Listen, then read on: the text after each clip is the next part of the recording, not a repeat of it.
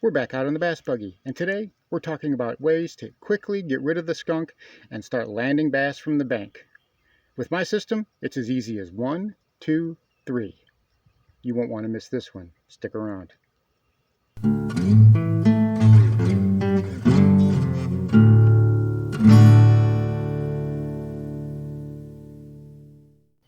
I just want to say to everyone, thank you so much for the rapid growth of this channel. It is so appreciated. But if you're not subscribed, please do so. Hit that notification bell, comment on this video, give it a big old thumbs up, and remember to share it on your social media. Thank you. Well, look who it is. What are you doing, duck?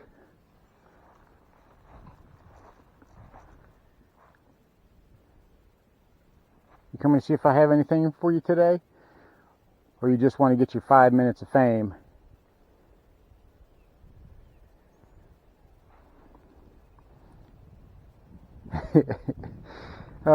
Silly duck. You see these two crazy birds? What are you guys doing by my truck?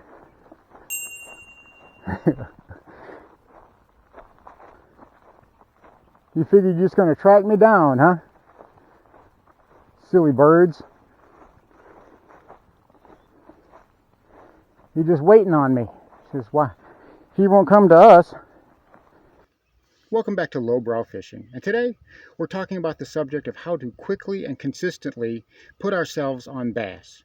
For many anglers and boats, you have a wealth of information right at your fingertips, whether it's Google Earth or Navionics, or your onboard electronics such as your down imaging, your side imaging, or even active target sonar and live scope and things like that. For bank anglers, things can be a bit different. Sure, we can use Google Earth and Navionics to a degree. But for a bank angler, you're not going to have access to the water the same way you would for a boat. So what can we do to consistently get rid of the skunk and quickly and easily put ourselves on fish? Well, I have a 3-step method that I use whenever I'm bank fishing. It's something that I developed over the years, and I try to keep things simple. And today, we're going to take a look at it. We're going to go step by step what I do, and then I'm going to give you examples of it on the water. So let's go ahead and get started.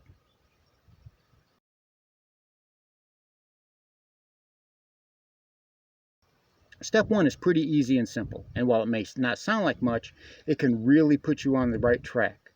And that is, whenever possible, carry 2 rods with you. And make sure that those 2 rods are rigged up with 2 baits on opposite end of the spectrum. For me, I'll be using a Texas rigged worm or a chatterbait.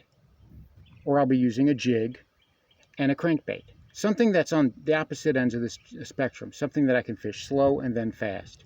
Now, why I do this makes more sense whenever we get further along. But first thing you want to have is be able to have 2 rods with you whenever you can. And make sure that they're rigged up with things on the opposite end of the spectrum.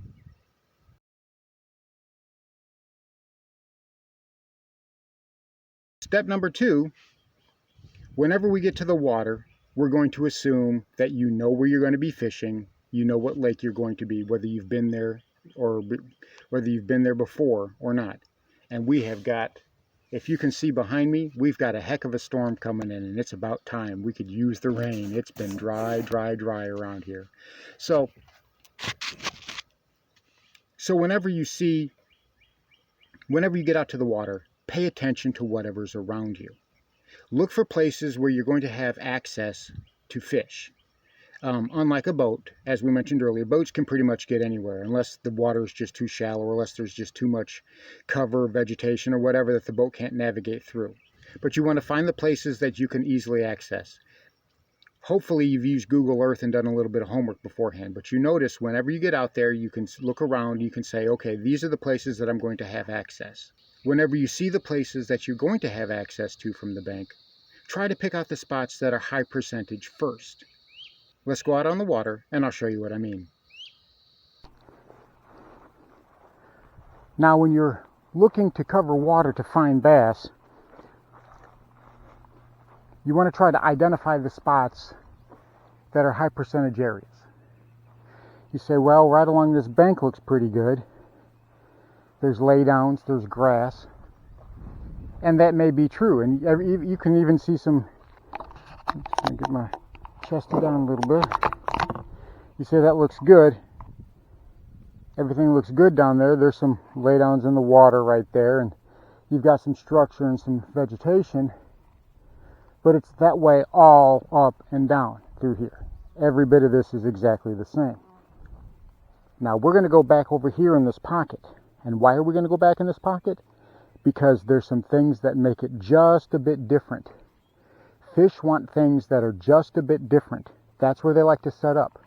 You can see this little lake goes this way and then curls around to the back right there. This little pocket, this little cove, offers them shelter from the elements, shelter from the sun, and it's an easy vantage point to ambush bait fish, prey. So that's the type of places I'm looking for. I'm looking for places that stand out, places that are different. You can go crazy trying to cast everything up and down this bank here because it all looks so good with this vegetation. But the point is, and you've even got a point coming out here, a man-made point coming out, and a little bit of flat right there. But we don't care about any of that because it's all the same coming through here. It's just same. We want to go where the bass are. And the bass are going to be where you've got just something that's a little bit different. You've got places like that dock right there, okay? Up underneath that dock, if you could fish it, if you had a boat or a kayak, you could fish up underneath that dock from this side and probably have a good bit of luck. You see how the trees are, they stand out. Well, even among that, you see where these trees are right here. You've got the bank, and then you say, well, all along these trees, that stands out. Yes, but within that, where does something stand out within that? And that would be that dock. And that would be your high percentage area if you wanted to work that. So let's get back over here and get to work. As you see, here's that man-made peninsula, and on the other side is this little cove. And there's brush that overhangs all the way through here. There's individual pockets where these fish can set up. So that is different from over here where you don't have that much. You may have a little bit here and there, but this is going to offer something more. This is going to offer something more for the bass, especially in the heat of the day. You can see that the wind is blowing up into here. You've got the current coming back up into here as it pulls around back to the back of the lake. This is where we want to fish. That is where we want to focus our efforts. Remember, try to find your juicy spots and then look for something different inside those juicy spots. And that, I believe, will give you the best chances.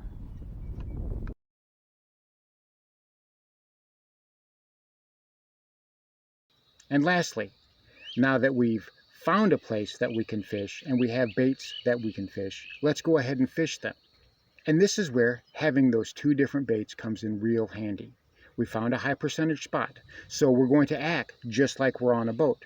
We're going to start fan casting, and we're going to start covering water and searching that water as quickly as we possibly can.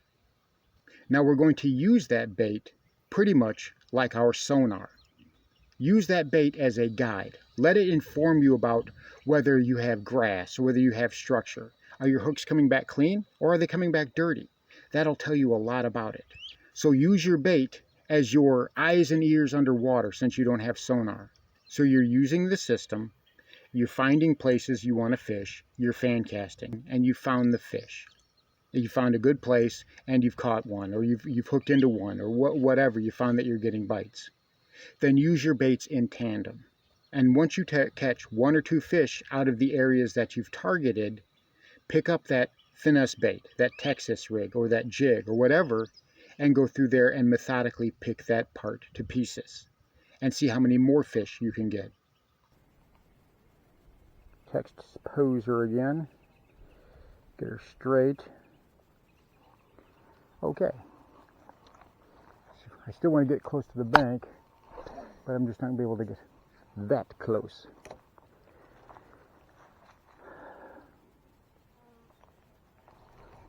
There we go, I'm on.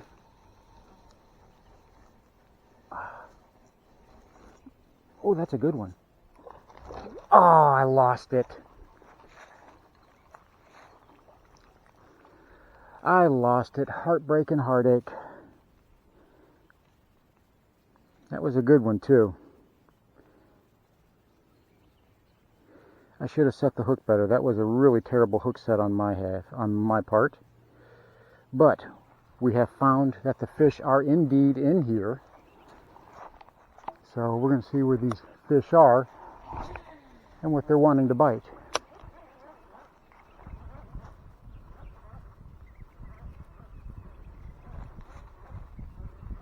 Always got to be mindful where the snakes are. Ah, there we are. I'm on. Oh, you're staying down. Stay down. It's a nice one. No, you're not getting away.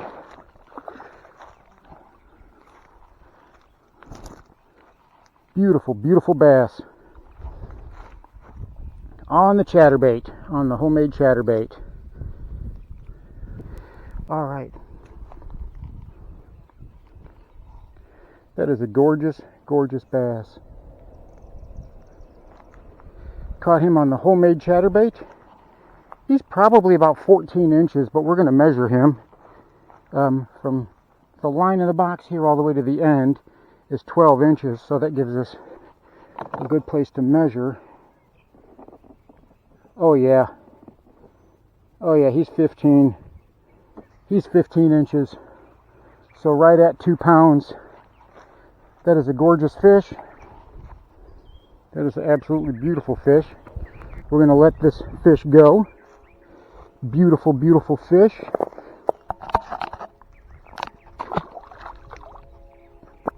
There it goes. The water is slick, calm. And we're going to give it a try from right here. We got the jerkbait on again. I don't have a lot of time left. I don't have a lot of battery left. So we're going to see what I can get before I run out of time, run out of battery.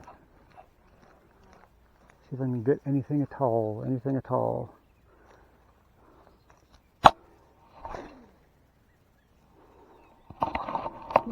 Chest you a little bit higher.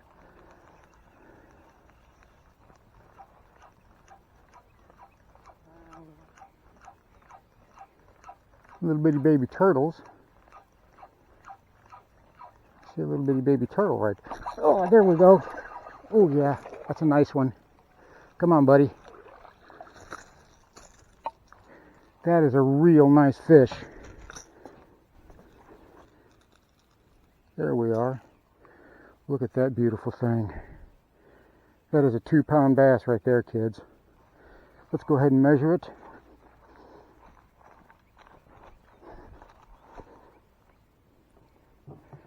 From here to here is 12 inches.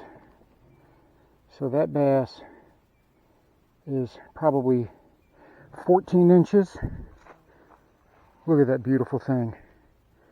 That's a gorgeous fish. That is a gorgeous fish. That is a beautiful, beautiful bass. We're going to get one last look at him. That's a nice fish right there. Look how dark and gorgeous. Look at those lateral lines. Ooh, and there goes deer. I thought I heard something trouncing in the darn woods. All right, buddy. We're going to put you back in the hole. There he goes. And there you go. That's my system for quickly and easily putting yourself on fish whenever you're fishing from the bank. I've used it for years, and it's been greatly effective for me. And I'm pretty sure it can be for you as well. So the next time you're getting skunked at the water, give this a try. I'm pretty sure you'll like it. Thanks for watching Lowbrow Fishing. We'll catch you in the next one.